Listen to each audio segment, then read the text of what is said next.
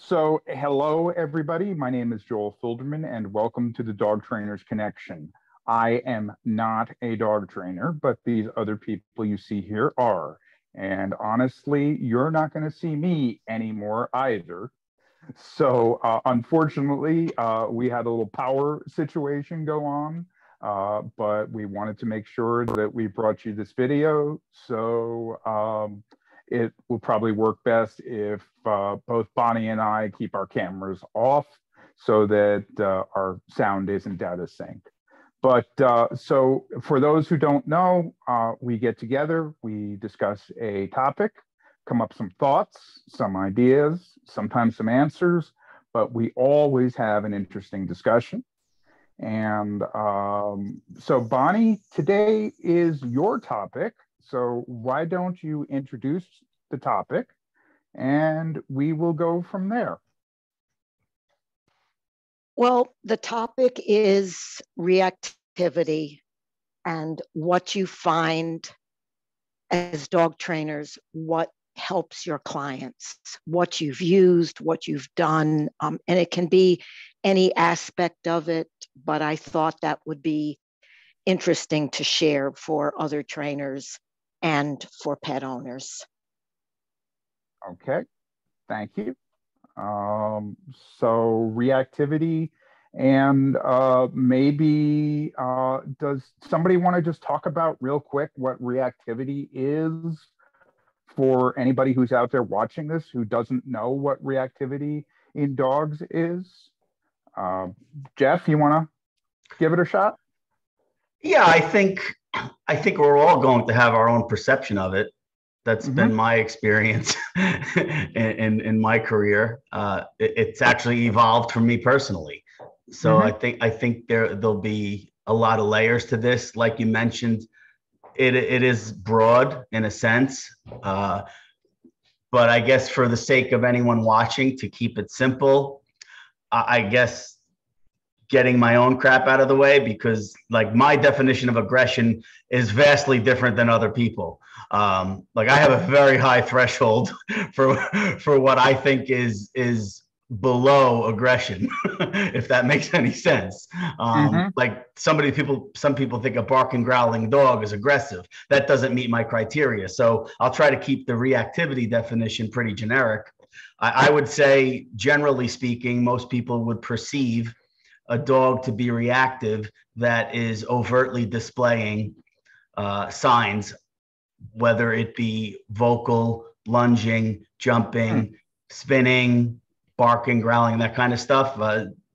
Is that a fair general assessment, everyone thinks? Does everybody agree with that? It makes sense to me. I would add in that that it's just reacting to.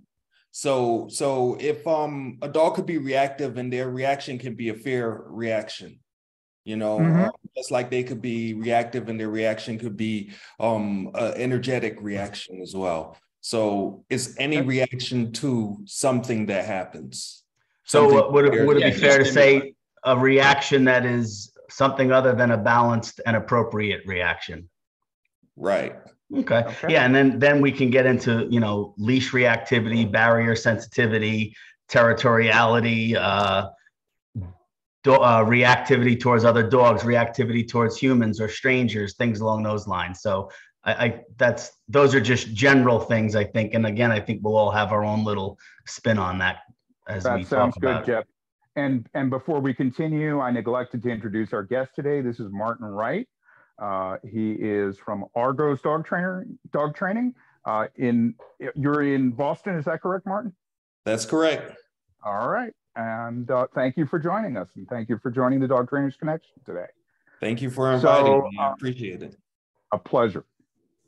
So I think that Jeff kind of opened it up, and it is very true that this is a multi-layered thing, or as Steve always says, it's complicated.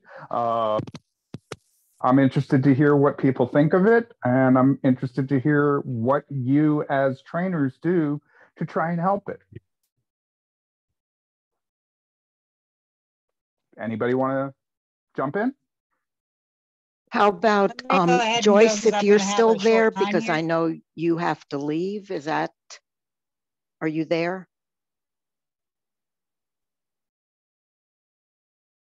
Fine.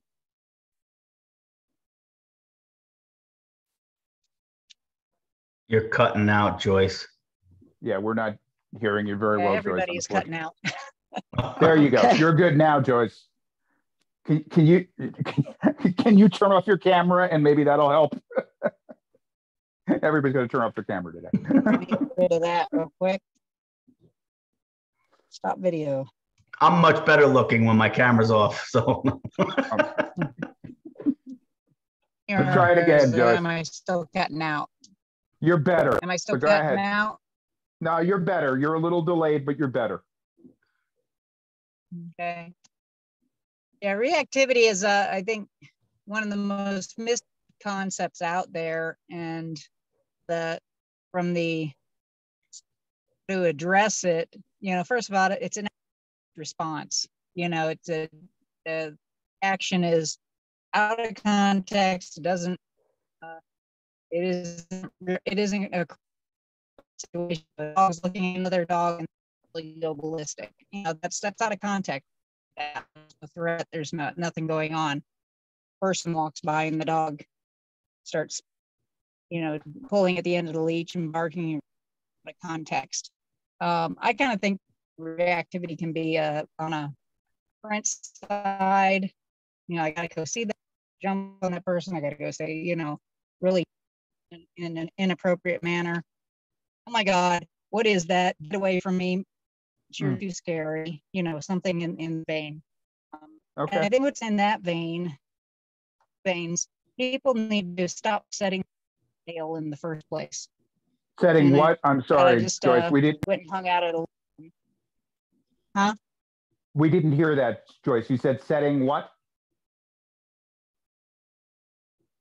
Cutting out as well. Yeah. I don't hear. Okay. Unfortunately, Joyce, I don't think that this is going to work that well.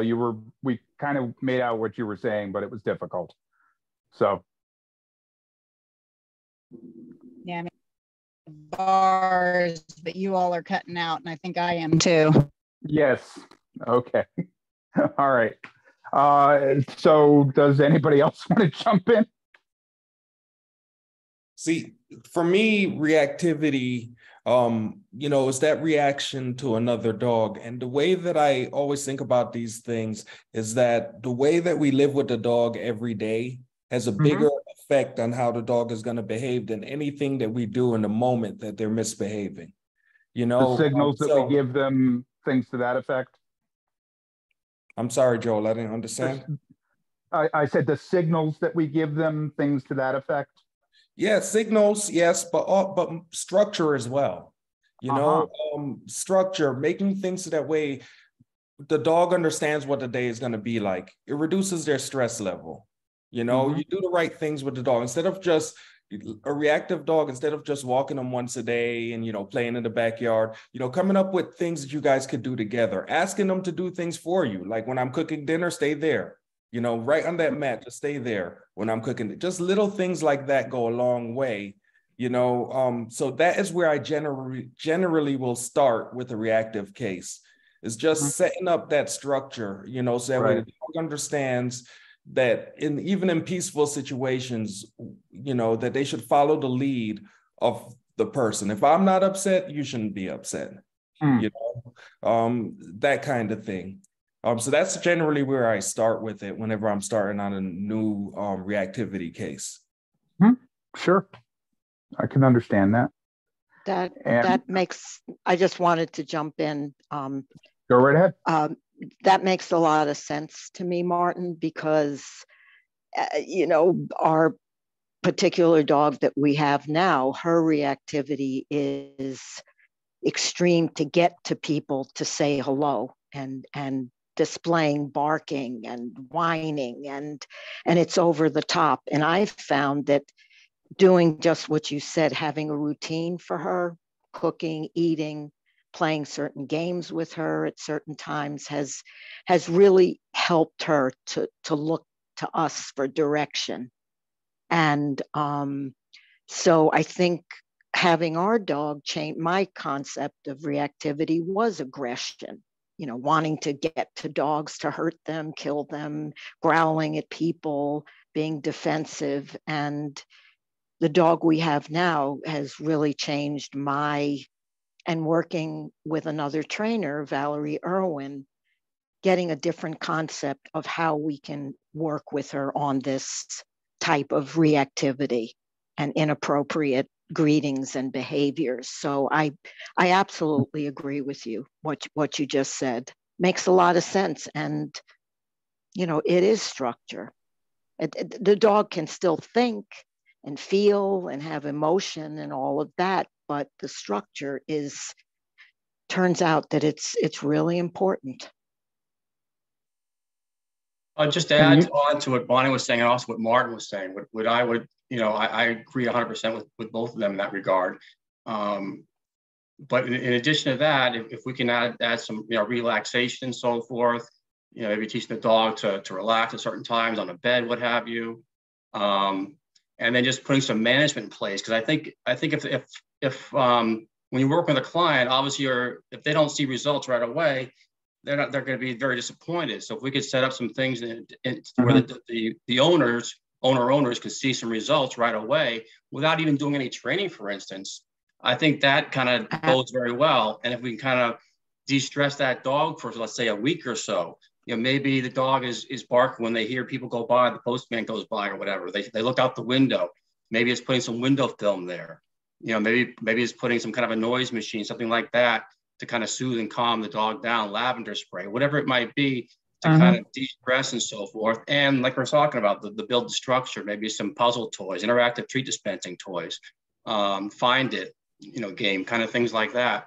And then when you're out on walks, I think we have to be realistic. It'd be nice, I've told a lot of people, I've worked with clients where I've said, all right, you can't really, you have to avoid all other dogs. If the dog is being, aggressive or reactive to other dogs out on walks, you have to, you can't walk the dog. 9 times out of 10, the person's not going to want to hear that. And even if no matter what you say that this is the only way it's going to work, they're not going to want to hear that. So I think you got to kind of compromise to a certain extent. Every now and then there's some exceptions to that.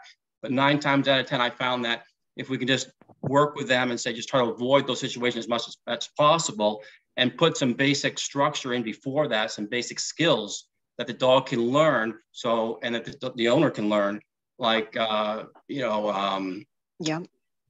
maybe not pulling on a leash, but put leash pressure, for instance. So if the dog sees another dog, they typically will obviously, pull and try to get to the other dog. Well, if you're pulling back, obviously we know the automatic reflex is to go in the opposite direction. Pull it forward, sure. Back up a little bit and teach those kind of skills, leash pressure, around no distractions like that, where the dog learns, okay, I feel leash pressure. I come back to the owner or the handler to get rewarded, what have you, to be with them. Things like that. Or if they see someone on a walk, maybe it's like, come, or maybe it's, oh, look at that bird, or look at whatever, something to distract them when you notice some stimuli coming up the way, things like that. Okay.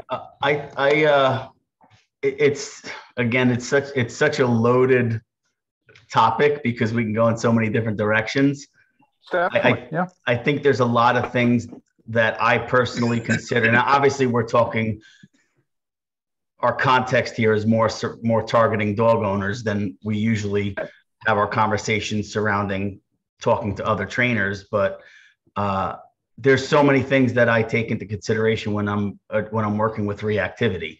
Obviously, health, age, I think are the 2 biggest important things, because I am going to do things vastly different with a 3-year-old healthy dog than I am a 3-month-old puppy or a dog that has some kind of health compromise, right? Because stress, no matter what we do, no matter what our protocols are, there's going to be a certain level of stress involved. So those are 2 things I definitely would take into consideration. The owner's capacity to affect change mechanically from a handling standpoint, right? I work with people of all ages, and I had a woman I was working with the other day. She's elderly, and I couldn't have her, she just couldn't walk fast, and that's what we needed. Mm-hmm. So I needed to help the dog help her slow her dog's mind down. So we weren't walking in straight lines. We were doing a lot of figure eights. We looked ridiculous in her neighborhood, but that's what we had to do because of her limited physical capacity, right? So we had to keep the dog in motion, but minimize her motion, right? So there's a lot of things that go into that we take into account. The level of the reactivity, the protocols, obviously, and the one thing about reactivity, this is a great example that, and everyone knows how I feel about a certain segment of the dog training spectrum. It's no secret. There is no one size fits all for reactivity. Okay.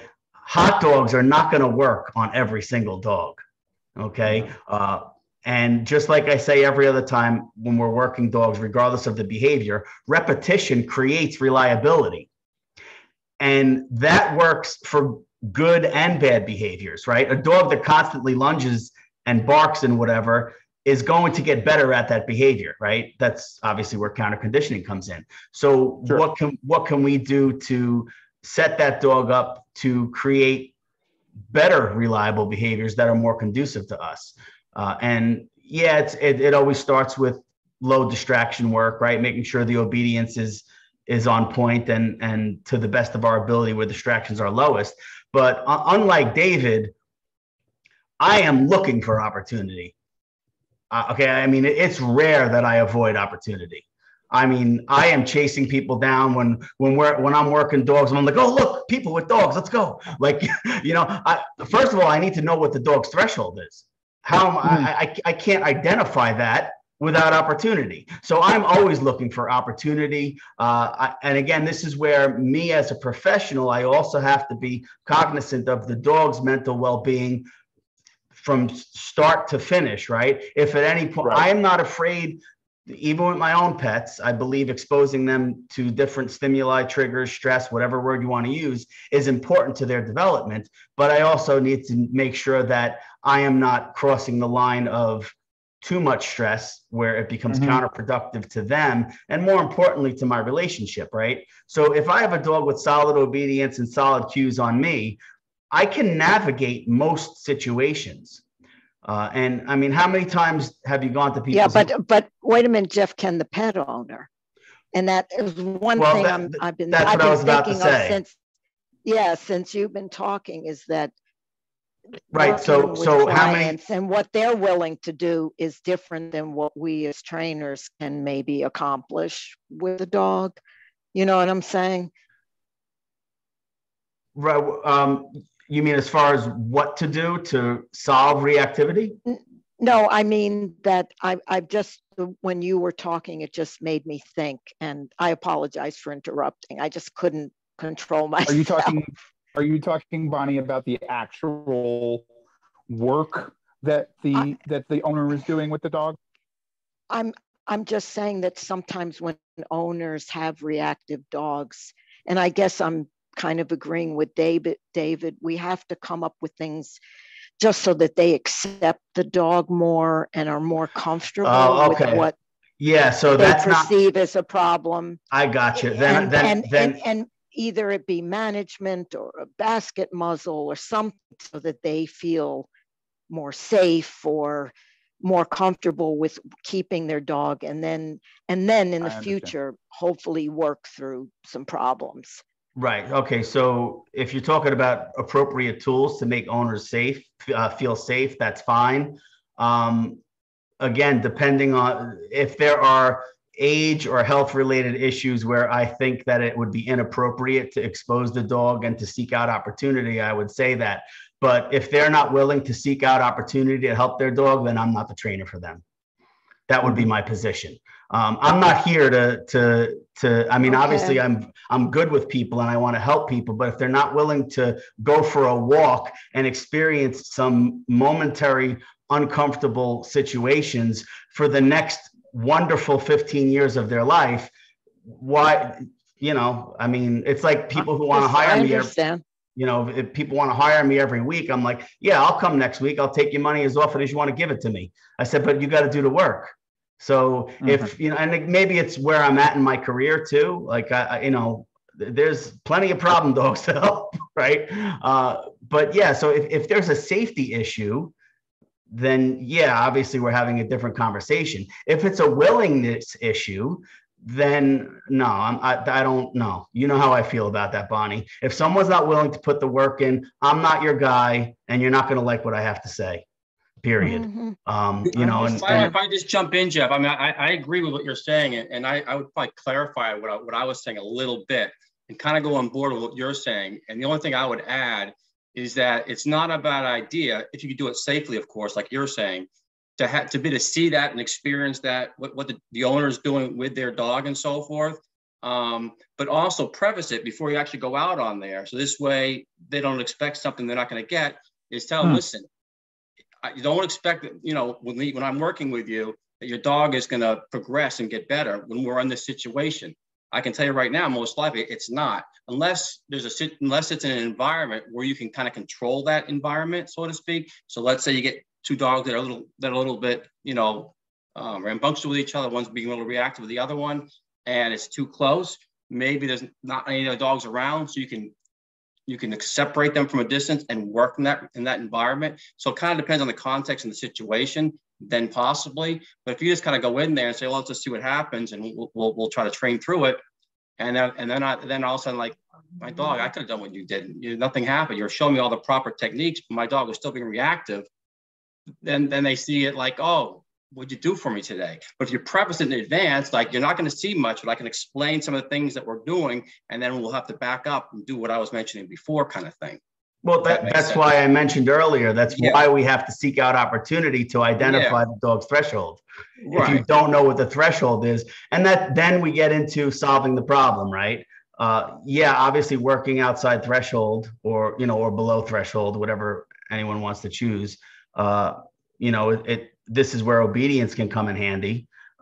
Depending on the dog's capacity to respond to the handler, whether it's me as a professional or me helping the owner handle better, we might use some kind of tool, whether it's a martingale or star mark or a no pull harness or whatever. It doesn't really matter. The problem with utilizing treats and tools with reactivity, and this is probably good for dog owners, is the mistakes I see is, number one, people are using treats while the dog is escalating. That validates an escalating not only state of mind, but also adrenaline. So now we're validating and we're creating higher ceilings of escalation and stimulation. We always want to reward de-escalation, right? Then we're setting lower ceilings, right? The same holds true with corrections, which is why corrections is so poo-pooed on, because a lot of people are correcting lunging, barking, growling. It's too late. If you're correcting body language shifts, now you're reading the dog's mind, and it's not a big yank. It might be a little tap on the leash or redirect, get the dog in a sit, right? That's, like, to your point, Dave, that's something that we can easily teach most owners to manage situations while we modify the dog's behavior from a safe distance, again, based on threshold, right? So solving could be a combination of all four quadrants, right? You know, so go ahead, Martin. I'm sorry, I'm babbling. Martin wants to add something. Yeah, please. Yeah, I just heard Bonnie's statement a little differently, right? So Bonnie is saying that us as you know, professionals, highly skilled, practicing these skills all the time, we're a little different than our pet dog owners, you know. So they don't have necessarily the skills, the timing, the ability to be able to do the things that we're doing in that high pressure moment, right? So for me, like, after we talk about structure, the next thing I like to do is I like to help the client just get some basic dog knowledge, you know, let them understand spacing. You know, I don't tell them not to walk the dog, but I tell them things like, if you see a dog, move away, learn how to use reflections, look through bushes, look under cars, you know, things like that. So that way they could start to understand the spacing themselves. And then they'll come back to me next week and be like, you know what, when I cross the street, the dog doesn't bark. I go, oh, isn't that interesting? Okay. You know, so like, we have to bring them along a bit. So for me, the other thing about reactivity is reactivity takes the full focus and attention of the dog, which means that the dog's attention is off of the owner. So for me, in those first early lessons, we're building engagement. If I'm dealing with reactivity, the first early lessons, we're building engagement. We're working on timing. I'm teaching the client how not to do involuntary behaviors, teaching them some kind of, like, when you say yes, wait a second, then get your treat. So that way they could get it wrong 1,000 times, and learn how to control their body the right way to be able to do these things in the moment. So I start with easy, like, engagement games in the beginning, long before we get on the sidewalk, and start talking about what to do then in that moment. I hope that's helpful. That makes sense, yes.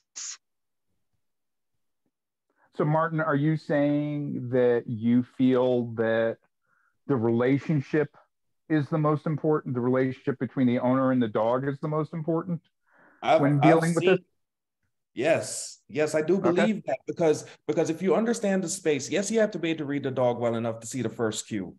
But when you see that first cue, you have options. Yes, you can make a correction and the dog will pay attention to you, and they might not do that again. But if you spend some time there, sometimes you could just make a noise and the dog's like, oh, it's game time, game's on.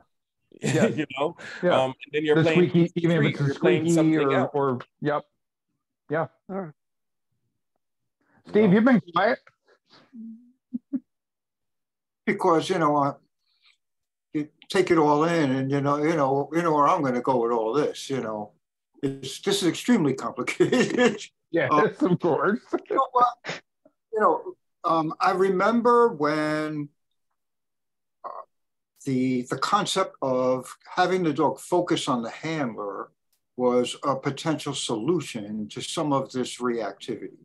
The problem is that it's trading apples and oranges. It's like, if the dog can't look at what his troubles are and deal, then you're not really addressing this thing. Now, I had this wonderful experience years ago of like training with a bunch of cops.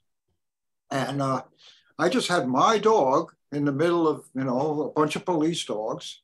And I had somebody was calling out, do this, do this, do this. And at one point, these are all male German Shepherds. None of these dogs were pet dogs, really.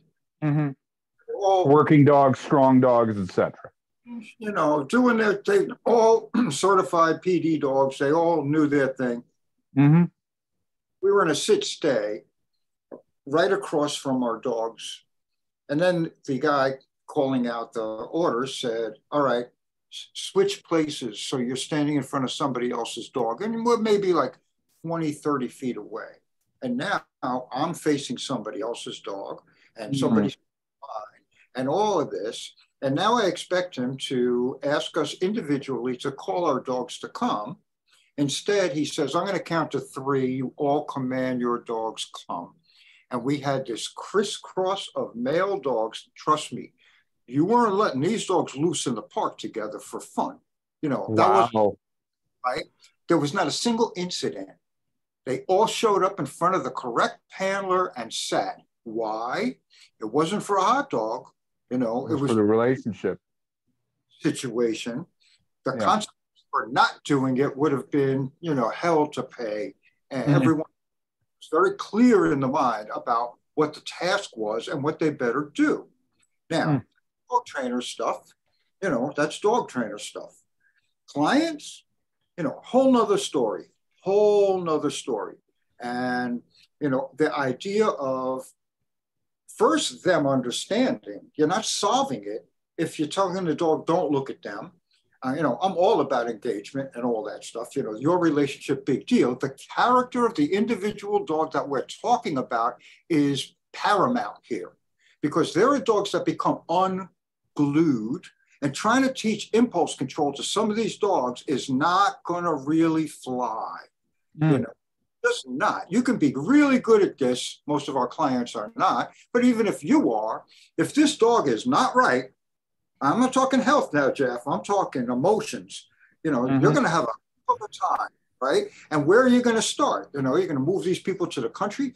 You know, you got to get it. You know, it's difficult because you got to consider the character of the dog and its emotional state, not just its level of training. Because you can have a really well-trained dog, and you know, we all know you can really, you know, really well trained. And you know, there's that time when the dog just, and you say to yourself, it's like going to competition, you know, and you've been training like crazy, and you get to the competition field, and the dog just does some crazy thing. You say, wait a minute, that never happened before. You know, that's what you all say. That never happened before. You know, and maybe you don't do so well that day.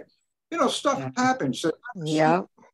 So, you know, I love just with that whole bat training thing, you know, I kind of subscribe to a lot of that stuff, you know, like get them where they can tolerate it, and, you know, they don't have to look away. Look at the dog, look at whatever your troubles are, the roller skater, the skateboard, whatever it is, just don't flip out. You know, I don't like sitting. I don't do the sit thing because I feel like that's boiling water. So I always keep them moving. I always keep them moving. I'm not saying you got to look at me. You know, you're not going to let you drag me anywhere, that's for sure. But, you know, you can look over there. But we're going to keep moving because I feel like that's a stress releaser in itself, just the movement.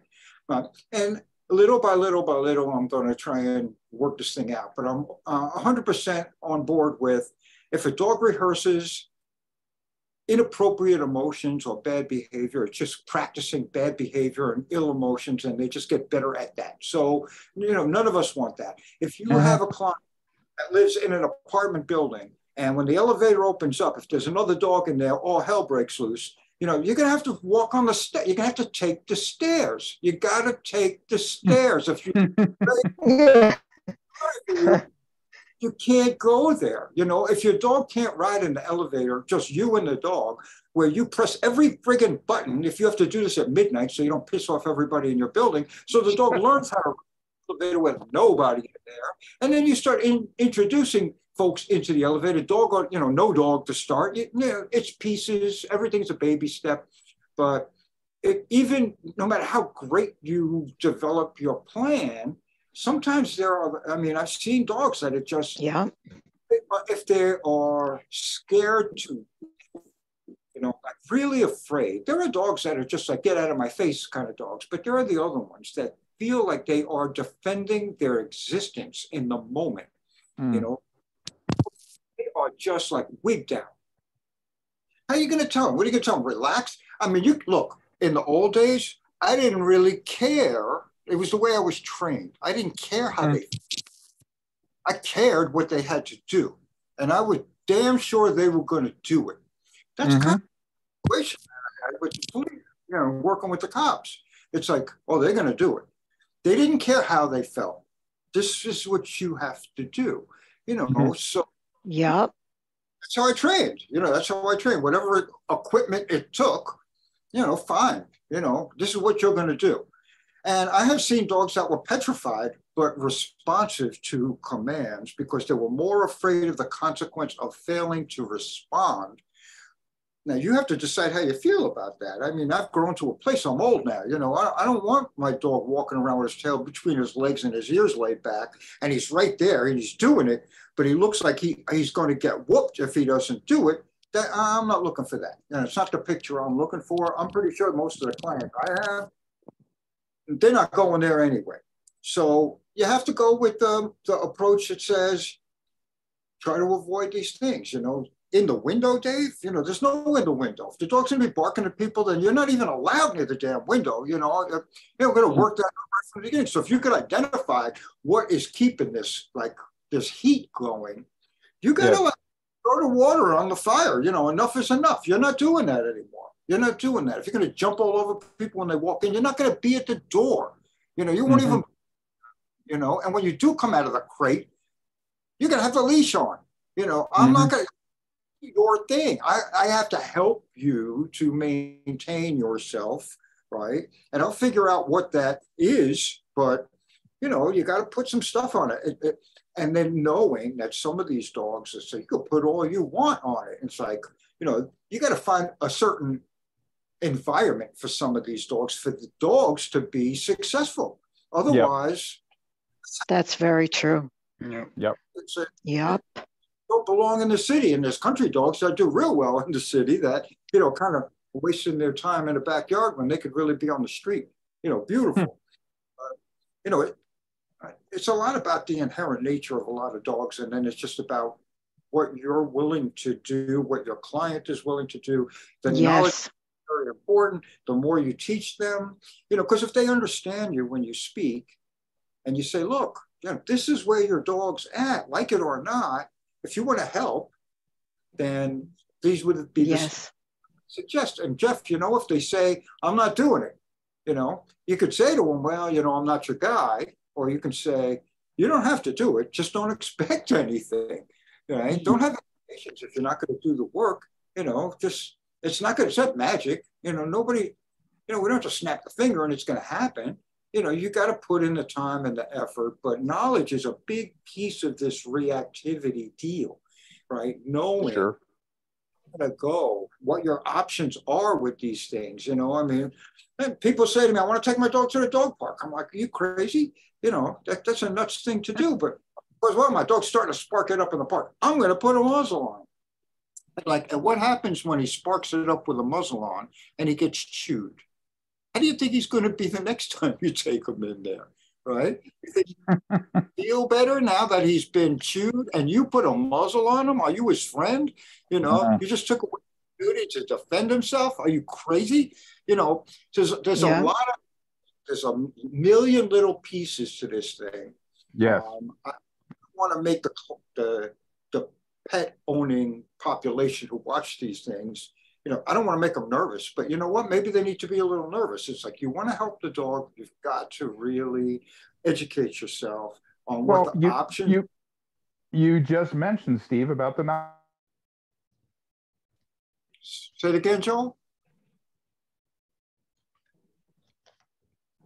Well, we lost Joel, I think. Yeah. So, what can I say? Once again, I hate that can be done to give them more knowledge. They lost you. Yeah. Oh. Yeah. Listen, you can Zoom them to, for information. You don't have to hold a leash, right? It's not, because it's not going to be you. You don't live there, It's, you got to teach the client what they need to know. And if you got to go out there and do it. But if it's about information, I like people to sit with a pad and a pen and start writing. You're not going to have writer's cramp when I'm done with you. But, if you hear what I'm saying, what I'm trying to explain to you, then you're going to go out with a fresh mind, not just saying and like, because people get all like flipped out and they get all crazy and they're mad. And it's like, calm down, calm down. Yeah.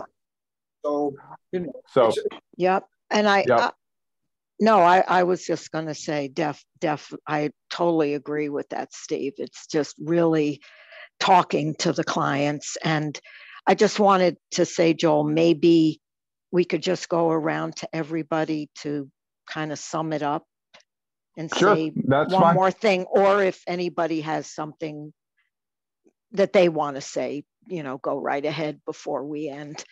And my apologies to everybody for any technical difficulties. We lost power right when we were starting this forum, and our apologies for anything that it's not our usual, this technical difficulties, or me and Joel not being on camera. So thank you for your patience with that.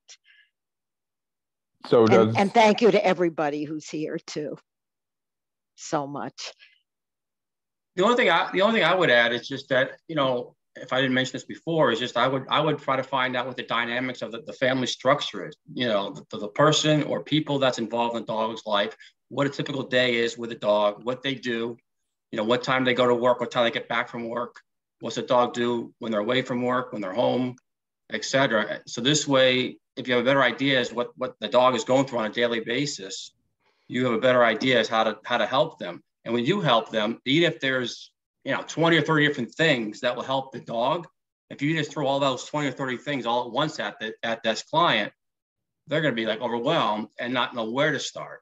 So I think just keep it simple with a few things and maybe some management which is probably the simplest thing in place, and then maybe add one or two small training things incorporating with that. This way, they just don't feel overwhelmed, because management could be, as we know, a gate, it could be different things, keeping a distance from a dog or from another person, whatever that stimuli, that trigger is. And if you just incorporate that, I think they can see some progress. But otherwise, if you're throwing a million different things that are all good things, but it's just overwhelming, it's just that. You're not going to get anywhere. They're not going to get anywhere. Sure, most definitely. Yeah, I think just to summarize again, just like any other training or behavior modification protocol, you start where distractions are low. This is, again, under the presumption that we are educating our clients, which I didn't say earlier, but I just assume we're all educating our clients. So I didn't say that. So under the presumption we are educating our clients. We all know what assume is, but yeah. Yeah, right. Felix Unger, but that's for our generation. Exactly. Starting with good handling mechanical skills when distractions are low, and you start adding distractions. And I'm not one to avoid.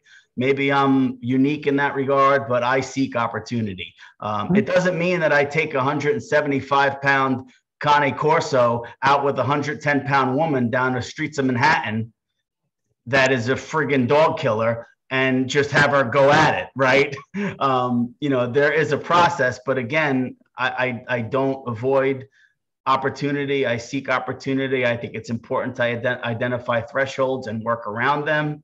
I also tend to do everything fast. I talk fast, I explain fast, but I give them homework, I give them videos, I give them notes. I have my YouTube channel, I have my website, and I wasn't kidding when I tell them, I'll come here every week if you want. If you're not doing your homework, I'll come every week and take your money. But at some point, if they're not willing to do the work, we know. Come on, does everyone not know when their clients are working and not working? Yes, we know. We know. Dog owners out there, we know when you're not doing the work. Now, granted, sometimes we're not meeting our expectations of you, and that's on us, granted. But we know when you're not doing your homework. That's all. Okay, good. Bonnie, you want to add anything? Yeah, I would just add that a lot of the times I kind of look at it a little differently, and a lot of the times these are really hard problems for people. So what I like to do is, we want behavioral change out there on the street, but let's get behavioral change in the house. Let's see what that's like. Let's see the commitment that it takes for you to change the dog from a dog that jumps on the couch to a dog that jumps on the floor. Melt the mountain a bit. Those things are important for the timing of the client. So for me, it's all about taking your time, learning how to engage, learning how to melt it down. And then when the time is right, you'll also be learning those leash handling skills to be able to say, no, hell no, not that. You can't do that. But there's a time for that. And if that is not right, then that could lead to other problems. If you don't have the skills built up to be able to handle it and to be able to really do it correctly, it could lead to other things, So thank you guys for having me on, though. I learned a lot. It was good listening to you. Thank you for being here. Oh, thank you. Yes, for sure. But just to say that Jeff usually throws this in. I'll throw it in from me, also from him. The deference concept at home from the beginning, right? If you give your dog everything for nothing, you don't get anything, right? So a simple thing for your clients is, don't give the dog anything if the dog doesn't give you something first, right? It doesn't require a leash, right? If you wants to go out, he's got to sit first. If he wants the food bowl to be put down, he's got to sit first. If he wants, to throw the ball, whatever it is, sit down, whatever, whatever the behavior is, but something, not freebies, right?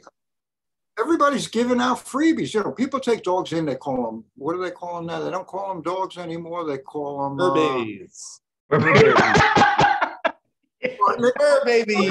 Yep. Thank you, Mark. That's exactly it. Yep. You can call it whatever you want. I mean, we're in the dog business. We love dogs. You know what I mean? I'm not going down the fur baby road, but we love dogs. People would have to get that. But if you give it to them for free, don't expect them to work for you for, would they? You're going to say, come. The dog's going to say, why would I? You say, some love now. And the dog says, you're going to give me some love later when I come over and I put my nose under your arm and I start going like this and demand. And they don't even see it as demanding behavior. Like, oh, he wants to scratch him. I'm like, he's not asking, he's telling. Like, demanding. Demanding attention-seeking behavior. If you play that. Just even that, You're down from step one. You're done. You know what I mean? What do you got to give? So, that's a Jeff line. I stole it from you for a minute, Jeff, but I think it's a very important thing.